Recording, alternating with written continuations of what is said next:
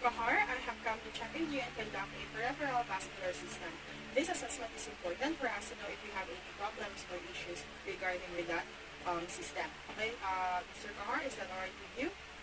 Okay, so when I'm conducting this assessment, all you have to do is relax and do what I tell you. Okay, Mr. Kahar, I'm going to close the curtain to make you feel more at ease and to prevent any interruption while we are doing the assessment. Is that okay, sir? Okay.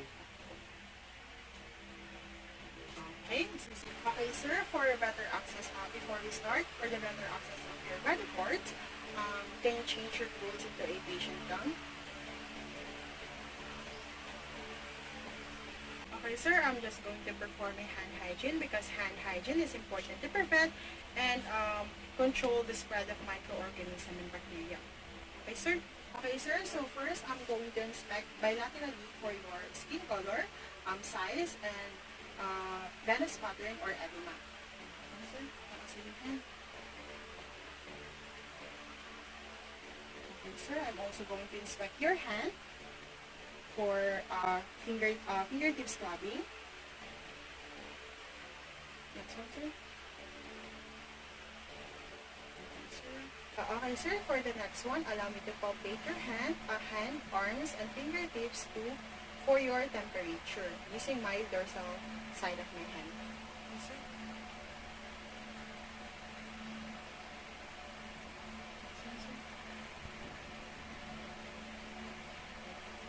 After palpating your finger, arms, and hand for temperature, I can see that your temperature is warm. Okay, sir, for capillary refill, allow me to pinch your fingertips.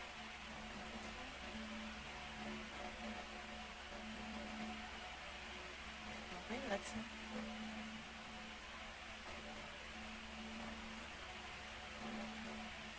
Okay, good. Normal naman po yung pagtas natin ng capillary refill because 2 seconds po na bumalik naman po agad yung tone ng nails ko. Sir, now allow me to palpate your brachial, ulnar, and radial pulsar. Give me a hand, sir.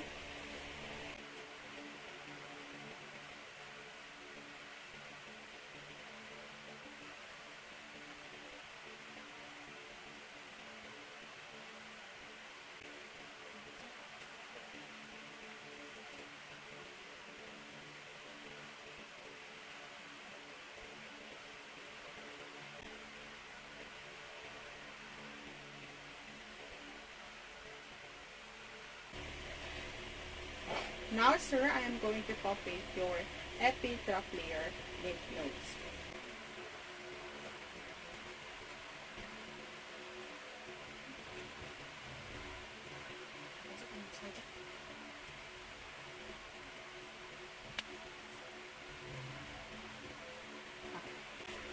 The next one is I'm going to perform Allen test by including the radial and ulnar arteries and observing for palm color.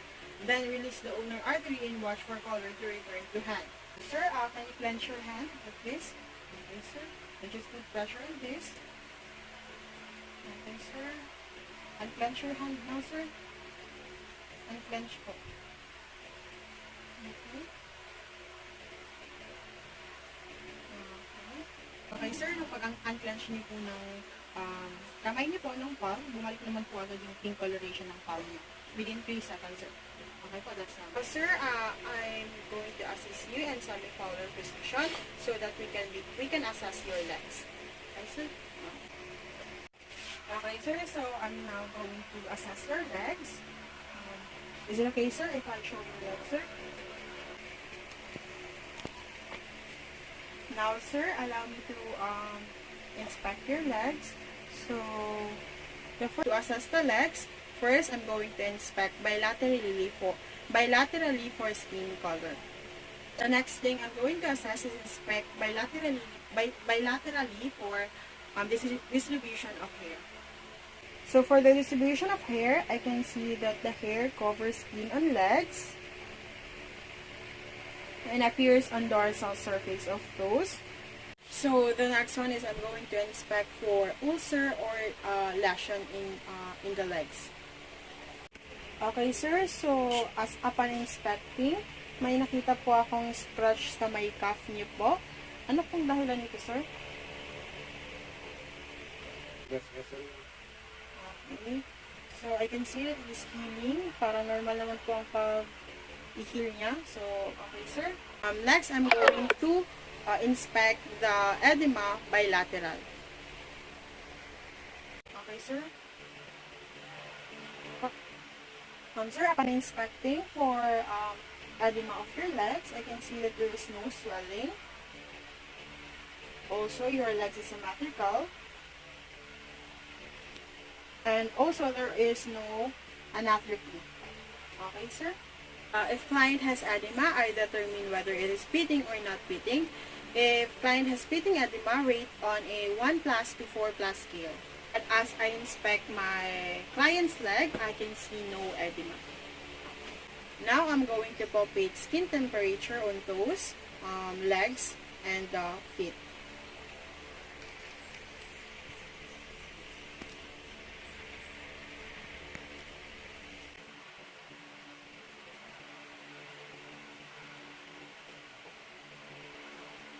Okay, so your toes, feet, and legs is equally warm bilaterally.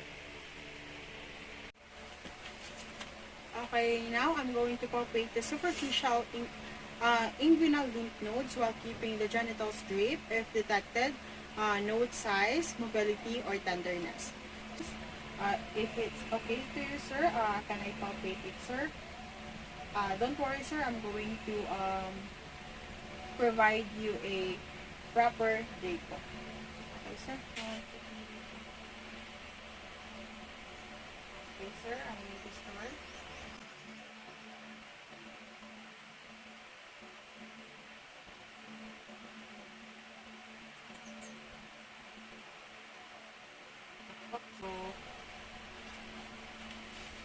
So for now, I'm going to palpate and auscultate your femoral pulses over our tape po. Okay, sir, move ko lang po ito ng konti, ha?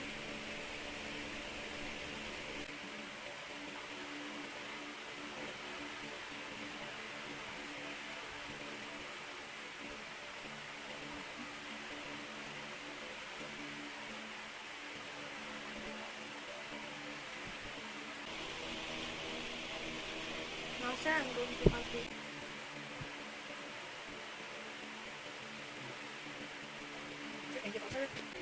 Okay, sir. For the next one, I'm going to palpate your popliteal, dorsalis pedis, and posterior tibial pulses. Okay, sir.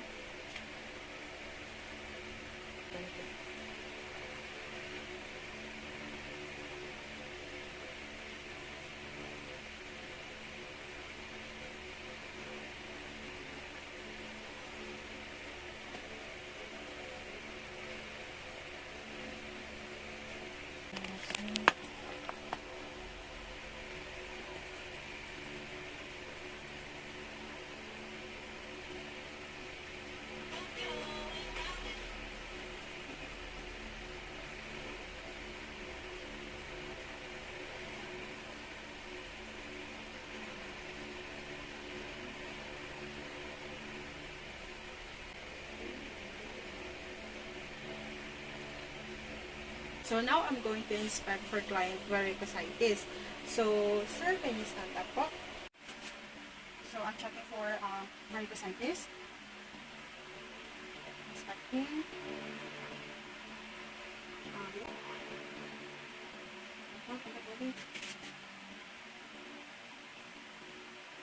Okay, after inspecting, I see no varicositis.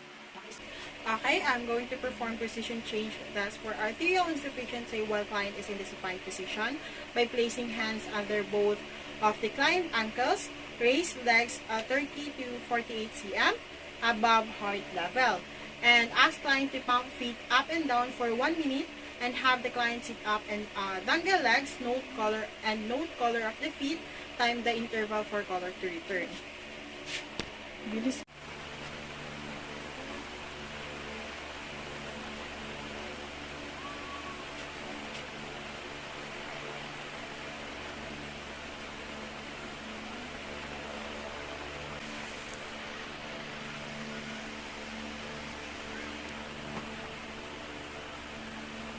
If varicositis are present, perform the manual compression test by having client stand.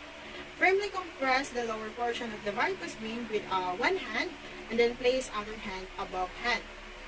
And then feel for pulsation in the upper hand. Also, if varicositis are present, perform the Trendelenburg test with client in supine position and then elevate leg 90 degrees for 15 seconds. With legs elevated, apply a tourniquet to the upper thigh and assist the client to standing position and observe for venous feeling, and then remove tourniquet after 30 seconds and watch for sudden feeling of the varicose veins from above. Sir, with this po, upon the assessment of your peripheral vascular system, it shows normal in all, and that's good, sir. And thank you for your cooperation, and if there's any problem, just call any nurse within the hospital. Okay, sir? Thank you po. Okay, sir, for the last assessment of the day, I am going to assess your abdomen. So, sir, in this assessment, is it okay with you if we'll show your abdomen, sir? So now I am going to inspect for skin color and lesions, sir. Okay.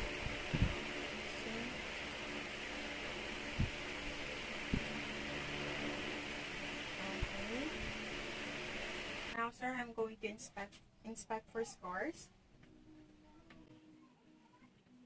And also for lashes and rashes. And also for lashes and rashes.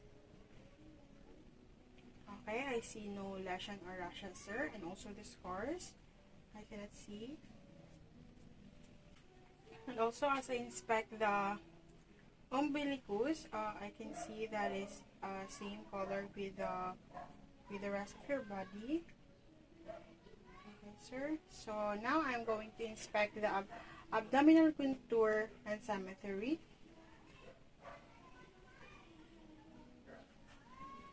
Okay, sir. As I observe, your abdominal contour is symmetrical.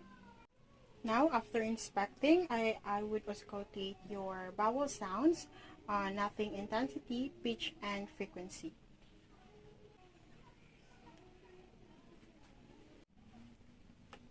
Okay, now, sir, I am going to auscultate your vowel sounds for pitch and frequency.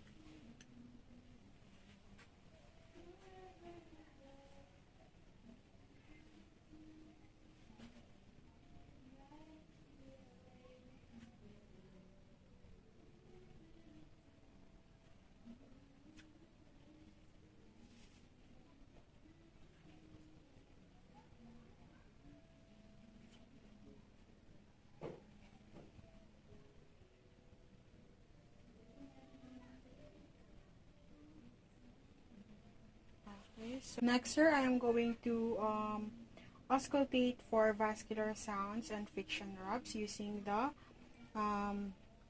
bell of my stethoscope.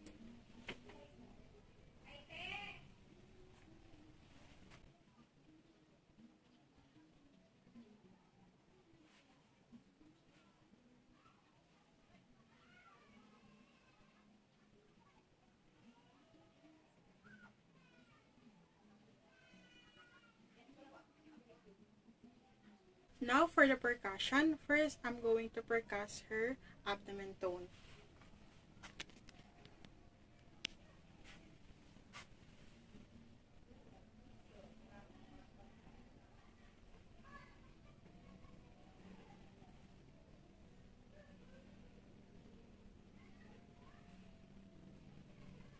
Okay, now for the liver.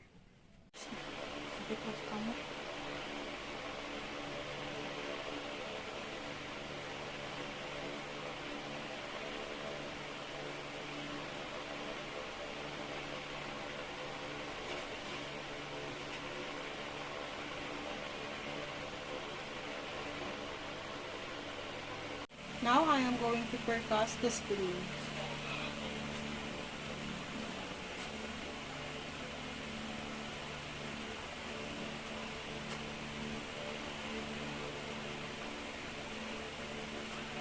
The next one is to perform a blunt percussion on the liver and the kidneys.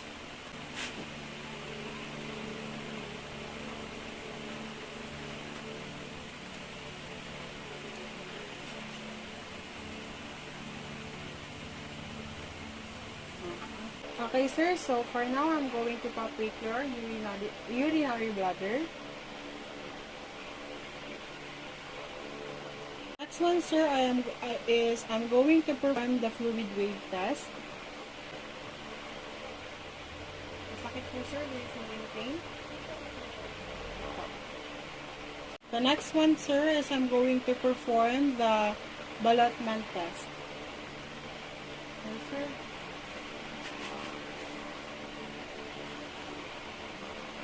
Hindi po malalim, sir.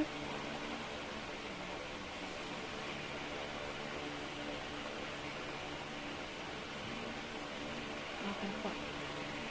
Now, sir, I am going to perform a test for appendicitis. First, I'm going to do the rebound tenderness.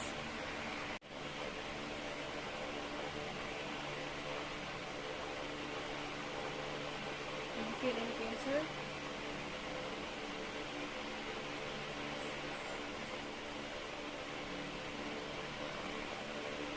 Okay. Now for the Rovsing sign.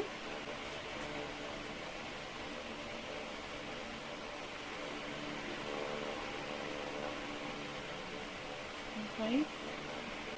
Now for the last tester, I will be performing cholecystitis.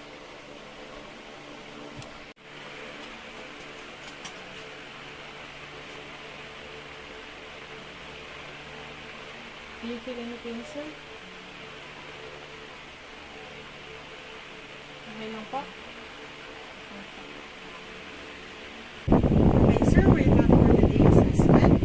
Thank you for your cooperation. Okay, sir, don't forget to exercise and eat healthy food and drink your water regularly. Okay, sir, thank you for your cooperation. Ingat po lagi.